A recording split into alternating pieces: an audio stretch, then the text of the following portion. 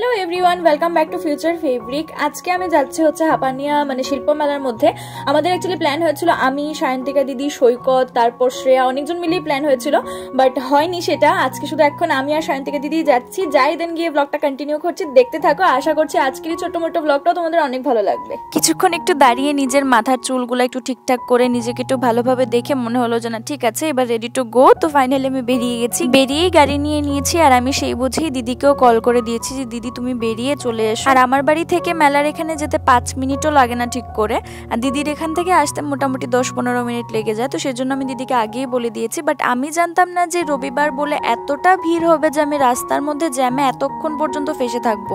তো তারপর ফাইনালি আমি এসছি, আর দূর থেকেই দেখছি দিদি দাঁড়িয়ে আছে। দিদি অনেকক্ষণ ধরে আমার জন্য ওয়েট করছিল, তারপর ভগবানকে থ্যাংক ইউ বলছিল যে থ্যাংক গড যে ও এসছে, মানে আমি চলে এসেছি, দিদি আমার জন্য কতক্ষণ ধরে দাঁড়িয়ে ওয়েট করছিল। তো তারপর আমরা ভেতরের দিকে হেঁটে হেঁটে যাচ্ছি। আর রবিবার বলে এত ভিড়, মানে কিছু বলার মতো অবস্থা নেই। জাস্ট কাজের জন্য 2 দিন আগেও আমরা এসে গেছি, আমি, জুলিয়াস আর অরিন্দম, বাট ওই দিনও এত পরিমাণে ভিড় ছিল না, একদম একটু খালি খালিই ছিল, বাট অতটাও খালি ছিল না। কিন্তু আজকের ভিড়টা মানে একদম অন্য লেভেলের ভিড় ভাই, এটা বলার মতো নয়। তো আমরা ভিতরের দিকে এসে আগে স্টেজের দিকে এসেছি। এখানে একটা ড্রামা চলছিল, তো অনেক মানুষ ছিল যারা বসে বসে দেখছিল, আর যারা বসার জন্য জায়গা পায়নি যেমন আমাদের মতো মানুষরা, আমরা এখানে সাইডে দাঁড়িয়ে দাঁড়িয়ে দেখছিলাম। আর মনে মনে বলছিলাম হে ভগবান, कहीं हमको भी एक चेयर मिल जाए, हम भी बैठ के यहाँ पे थोड़ा सा देख लेते। কিন্তু আর কোথায় আমাদের চেয়ার পাবো আমরা, তো সেজন্য এখানে দাঁড়িয়েই কিছুক্ষণ নাটক দেখে তারপর আমরা সামনের দিকে এগিয়ে যাচ্ছি। আর এখানে দেখছি চিকেন কারি কাজেরই একটা মানে কুর্তির একটা দোকান ছিল, যে দোকানটার মধ্যে অনেক ইউনিক কালারও ছিল। তো এখান থেকে কিছু দেখে টেখে তারপর আমরা আবার ওই লাইটসের সেকশনটায় চলে এসেছি। এখানে একটু হেঁটে সামনের দিকে গিয়ে কিছু ফটোস ক্লিক করব। আর দিদি আর আমি কথা বলতে বলতে মানে আমাদের ফটো ক্লিক করার কথাই আমরা ভুলে গেছি, এত পরিমাণে গল্প, এত কথা আমাদের।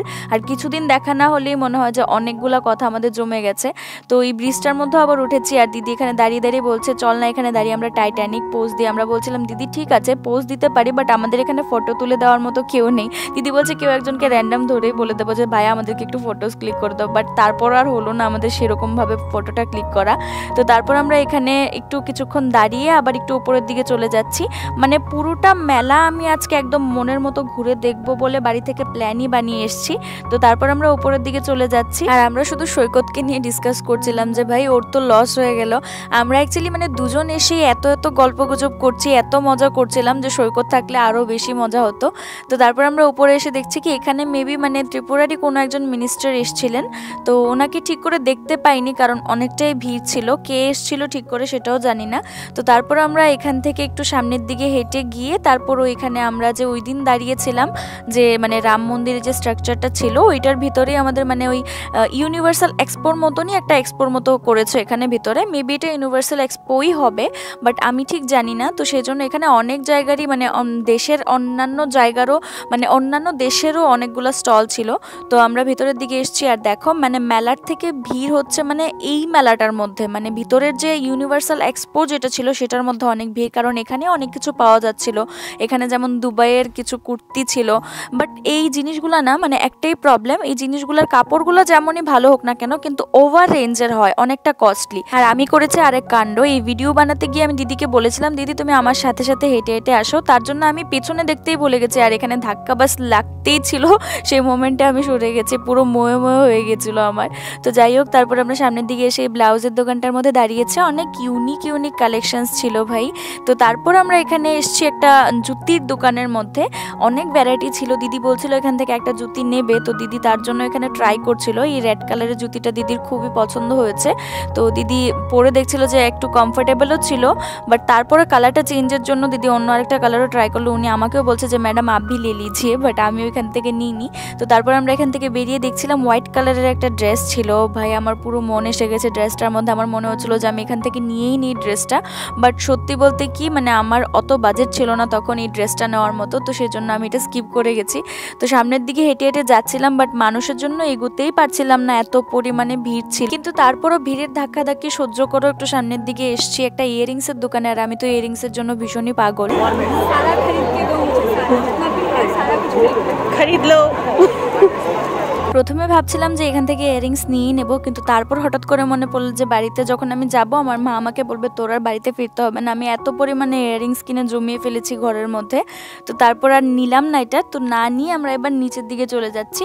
ভাবছি একটু স্টেজের দিকে যাব, কারণ আজকে এসছি পর থেকে কোনো প্রোগ্রামস কিছুই দেখা হয়নি। তো ভাবছিলাম যে কি হচ্ছে না হচ্ছে স্টেজের দিকে গিয়েও একটু দেখি, যেহেতু এত মানুষ সাইড দিয়ে ভিড় জমিয়ে রেখেছে, তো তার জন্য আমরা একটু স্টেজের দিকে গেলাম।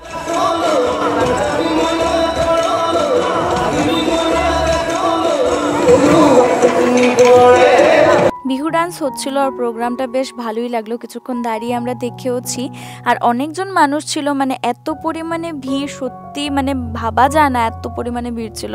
তো তারপর আমরা এই ভিড়ের মধ্যে থেকে থেকে পেয়ে গেছে খিদে, তো তার জন্য আমরা চলে এসেছি যে খাওয়ার জায়গাটা, সেখানের মধ্যে দেখছিলাম যে এখানে ভেজ মোমো পাওয়া যায় কিনা। তো লাকিলি আমরা সেখানে পেয়েও গেছি। আর এর আগের দিনও নাকি সায়ন্তিকা দিদি প্রোগ্রাম করতে এসে এখান থেকে ভেজ মোমো খেয়েছে, ভীষণ ভালো ছিল।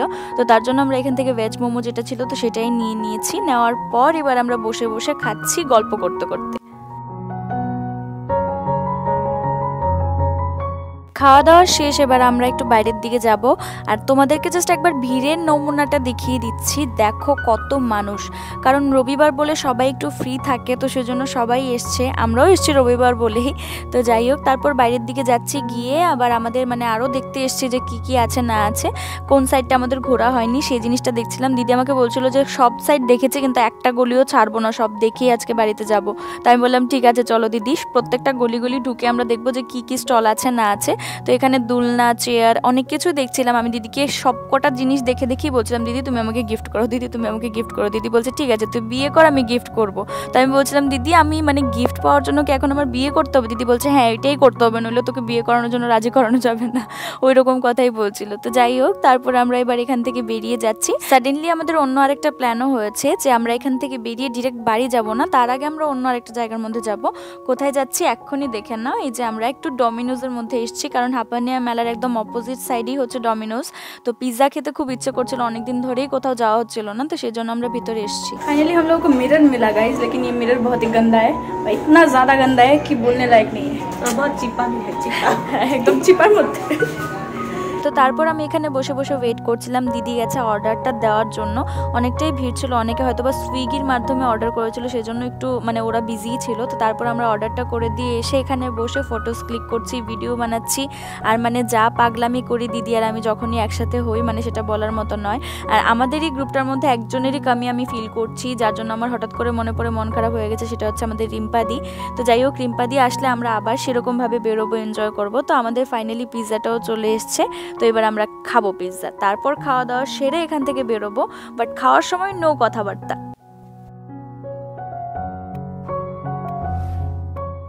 খাওয়া দাওয়া শেষ হয়ে গেছে আমাদের, এবার আমরা বেরিয়ে যাচ্ছি বাড়ি যাওয়ার জন্য। তুমি তো এখান থেকে চলে যাবে, টাটা বাই বাই। দিদি চলে যাওয়ার পর আমার আর বেশিক্ষণ ওয়েট করতে হয়নি, জাস্ট 2-3 মিনিট ওয়েট করেছি, তারপরে আমি গাড়ি পেয়ে গেছি। আর আমার বাড়ি থেকেও হাপানিয়াটা অনেকটা কাছে, আমার এরকম সব কিছু যদি একটু কাছে কাছে হয় আমার খুবই ভালো লাগে। তো তারপর আমি নেমে গেছি আমতলী বাজারে, আমাকে নামিয়ে দিয়েছে, উনি বাজার পর্যন্তই আসবে। তো তারপর আমি হেঁটে হেঁটে বাড়ির দিকে চলে যাচ্ছি। বাজার থেকে আমার বাড়ির ডিস্টেন্সটা অতটা বেশি নয়, একদমই কম। তো ফাইনালি আমি বাড়িও পৌঁছে গেছি। আর আজকের এই ব্লগটা তোমাদের কেমন লেগেছে আমাকে কমেন্ট করে জানিও। তোমাদের সাথে কিন্তু দেখা হচ্ছে নেক্সট ব্লগে আমার খুবই তাড়াতাড়ি। ভিডিওর কোন পার্টটা তোমাদের ভালো লেগেছে সেটা কিন্তু আমাকে কমেন্ট করে অবশ্যই জানাবে, তোমাদের কমেন্ট পড়তে আমার ভীষণই ভালো লাগে। Chant Hare Krishna, be happy, জয় Jagannath, keep smiling, bye by.